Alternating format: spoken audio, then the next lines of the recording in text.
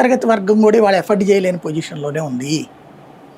కాబట్టి అక్కడ అలాగని మేము నెత్తినేసుకుని రాలేము, వాళ్ళకి ఇవ్వమని చెప్పేసేసి పేదలకు మాత్రమే పథకాలు చెప్తుంటాయి. ఇవి తప్పదు. ఒక 20% అవినీతి తప్పదు, అంగీకరించాల్సిందే. 20% కోసం 80% మందిని ఇబ్బంది పెట్టలేను కదా నేను. గ్రౌండ్ లెవెల్లో ఇది జరిగేది ఉద్యోగులు, మేము చేయం కదా పని.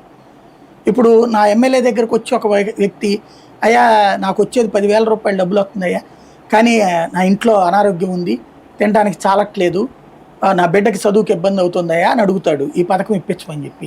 నా ఎమ్మెల్యే ఏం చెప్పాలి, నీకు 10,000 వస్తుంది కదా, నువ్వు అనర్హుడు అని చెప్పారు అనుకో, రేపు పొద్దున అతను ఇంకోసారి తనకి ఎట్ట ఓటేస్తాడు.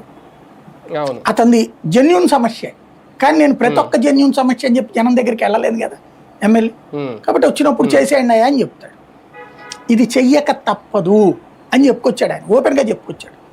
జగన్ అయినా అంతే. మీరు చూడండి, వీళ్ళిద్దరూ అవినీతి అంతం చేస్తా, రేపు ఈ అనర్హులందరినీ ఏరేస్తా, వాళ్ళ సంగతి చూస్తా, కఠినంగా శిక్షిస్తా, జైళ్లలో పెడతా, దాని వెనకాల ఉన్నది వెలికి తీస్తా స్టేట్మెంట్లు జగన్ దగ్గర రాదు, చంద్రబాబు అదే అతని పేరేంటి రాజశేఖర రెడ్డి దగ్గర రాదు. ఇలాంటి స్టేట్మెంట్లు చంద్రబాబు దగ్గరే వస్తాయి.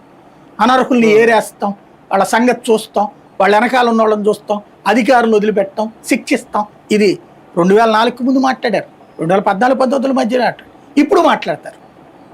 అంటే ఈ వీళ్ళేంటి తప్పదు, కరప్షన్ 10-20% అని ఫీల్ అయ్యే మనస్తత్వం ఈ తండ్రి కొడుకుంది.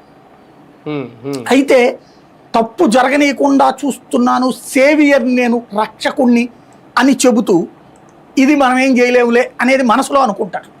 బట్ మిగతా వర్గాలు ఎవరైతే అసంతృప్తితో ఉంటారో ఈ సంక్షేమ పథకాలు